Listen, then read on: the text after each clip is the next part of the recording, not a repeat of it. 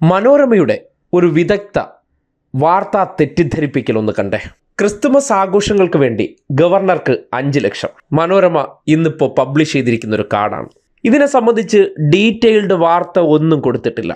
അതിനു പകരം ഇങ്ങനെ ഒരു കാർഡ് കൊടുത്തതിന് ശേഷം അതിൻ്റെ തൊട്ടു താഴെയായിട്ട് 2 വാചകം കൊടുത്തിട്ടുണ്ട്.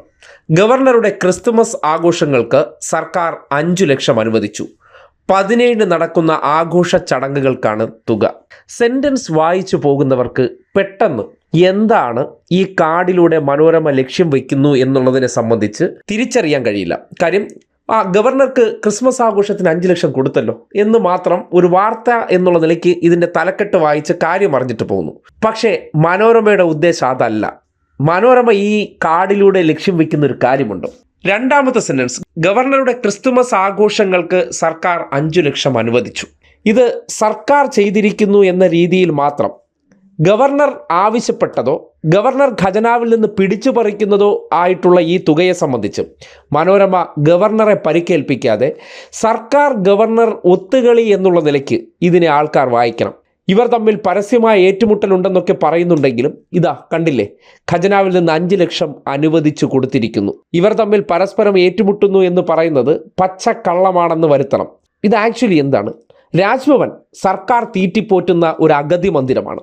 രാഷ്ട്രീയ ഭിക്ഷാന്തേഹിയായിട്ട് വരുന്നവരെ ഭരണഘടനാ പ്രകാരം ഒരു സ്റ്റേറ്റിൻ്റെ ഉത്തരവാദിത്തമാണ് അവിടെ ഇതുപോലുള്ള ഏത് പാൻപരാഗ് വന്നാലും അവരെ നമ്മുടെ നികുതിപ്പണം എടുത്ത് തീറ്റിപ്പോറ്റുക എന്നുള്ളതും അവരവിടെ ഇരുന്ന് ആവശ്യപ്പെടുന്ന കാര്യങ്ങൾ ചെയ്തു കൊടുക്കുക എന്നുള്ളത് ഇവിടുത്തെ സ്റ്റേറ്റിൻ്റെ ധർമ്മമാണ്. കാര്യം ഒരു സ്റ്റേറ്റിൻ്റെ അല്ലെങ്കിൽ ഒരു സംസ്ഥാനത്തിൻ്റെ ഒന്നാമത്തെ പദവിയാണ് ഗവർണർ. കേന്ദ്രം ഇരുത്തിയിരിക്കുന്നതാണ്. കേന്ദ്രം ഇതിനെ ഇങ്ങോട്ടേക്ക് അയച്ചിരിക്കുന്നത് സംസ്ഥാനങ്ങളുടെ ചെലവിൽ ഉല്ലസിക്കാൻ വേണ്ടിയാണ്.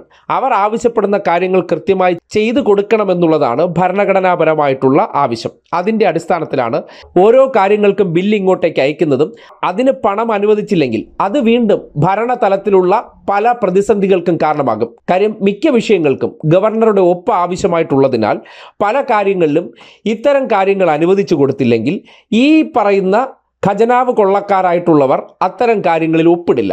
സ്വാഭാവികമായിട്ടും കേന്ദ്രം അയച്ചിരിക്കുന്നത് കൊണ്ട് തന്നെ അത്തരം കാര്യങ്ങളിൽ അവർ ഇടപെടുകയുമില്ല. അപ്പോൾ ആ ഒരു പ്രിവിലേജ് ഉപയോഗപ്പെടുത്തിക്കൊണ്ട് പലപ്പോഴും ഖജനാവിനെ കൊള്ളയടിച്ചു കൊണ്ടുപോയി ധൂർത്തടിച്ച് ജീവിക്കുകയാണ് ഇത്തരം രാഷ്ട്രീയ ഭിക്ഷാന്തേഹികളുടെ ജോലി.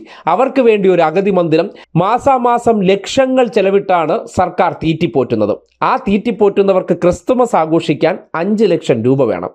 അത് അവിടെ നിന്ന് ഇങ്ങോട്ട് ആവശ്യപ്പെട്ടതിൻ്റെ അടിസ്ഥാനത്തിൽ കഴിയില്ല എന്ന് ഒരു സർക്കാരിന് പറയാൻ കഴിയില്ല. കാര്യം ഗവർണർ ഒരു സംസ്ഥാനത്തിൻ്റെ ഭരണഘടനാപരമായിട്ടുള്ള ഒന്നാമത്തെ പൗരൻ എന്നുള്ള നിലയ്ക്ക് ആ ആവശ്യങ്ങൾ പരിഗണിക്കണം, അതിനു വേണ്ട കാര്യങ്ങൾ ചെയ്തു കൊടുക്കുക എന്നുള്ളതാണ് ഒരു സർക്കാരിൻ്റെ ദൗത്യം. അതുമാത്രമാണ് ഇവിടെ ചെയ്തിരിക്കുന്നത് ഖജനാവ് കൊള്ളയടിക്കുകയാണ് ചെയ്തത്. പക്ഷേ മനോരമ അതിലൂടെ ലക്ഷ്യം വയ്ക്കുന്നത് അത്തരം പണം അനുവദിച്ചു കൊടുക്കുമ്പോൾ ഗവർണറെ വെള്ളപൂശുകയാണ്. ഗവർണർ ആവശ്യപ്പെട്ട കാര്യത്തെ സംബന്ധിച്ച് ഒരക്ഷരം അതിൽ പറഞ്ഞിട്ടില്ല. സർക്കാർ എന്തോ ഒരു പ്രത്യേക താല്പര്യത്തോടു കൂടി 5 ലക്ഷം രൂപ ഗവർണർക്ക് കൊടുത്തു എന്ന നിലയ്ക്ക് ആൾക്കാർ മനസ്സിലാക്കട്ടെ എന്നാണ് ഇതിലൂടെ ലക്ഷ്യം വെക്കുന്നത്. ഇതാണ് മനോരമയുടെ പിതൃശൂന്യത. മനോരമയ്ക്കകത്തിരിക്കുന്നവന്മാർ കരുതുന്നുണ്ട് അവന്മാർക്ക് മാത്രമേ ബുദ്ധിയുള്ളൂ എന്ന്. അവന്മാരെ തീറ്റിപ്പോറ്റുന്ന ഇന്നത്തെ മനോരമയുടെ സ്ഥാപകനായിട്ടുള്ള മാമൻ മാപ്പിളയുടെ ചെറുമക്കൾ, അവന്മാരെക്കാളും ബുദ്ധിയാണ് ഈ നാട്ടിലുള്ളവർക്ക്. മനസ്സിലായില്ലേ? അതുകൊണ്ടാണ് ഈ തോന്നിവാസവും ഈ തെമ്മാടിത്തവും സർക്കാരിനെതിരെ ഒരു വികാരം സൃഷ്ടിക്കാനും സർക്കാരിനെതിരെ നാട്ടുകാരെ കൊണ്ട് കുറച്ച് തെറിവിളിപ്പിക്കാനും മനോരമ വിദഗ്ധമായ ഒരു കാർഡുണ്ടാക്കി ഗവർണർക്ക് ക്രിസ്തുമസ് ആഘോഷത്തിന് 5 ലക്ഷം സർക്കാർ അനുവദിച്ചു കൊടുത്തു. കാര്യം സർക്കാർ എന്തോ ഒരു പ്രത്യേക താല്പര്യത്തിൻ്റെ അടിസ്ഥാനത്തിലും സ്നേഹത്തിൻ്റെ അടിസ്ഥാനത്തിലും അനുവദിച്ചു കൊടുത്തു എന്ന് വിചാരിക്കുന്നെങ്കിൽ വിചാരിക്കട്ടെ. ഇത് മാത്രമാണ് ഈ ഒരു കാർഡിൻ്റെ ലക്ഷ്യം. ഇത് മാത്രമേ അവർ ഉദ്ദേശിച്ചിട്ടുള്ളൂ. ഇതാണ് മനോരമ എന്ന ഒരു മാധ്യമത്തിൻ്റെ മാധ്യമ വ്യഭിചാരം.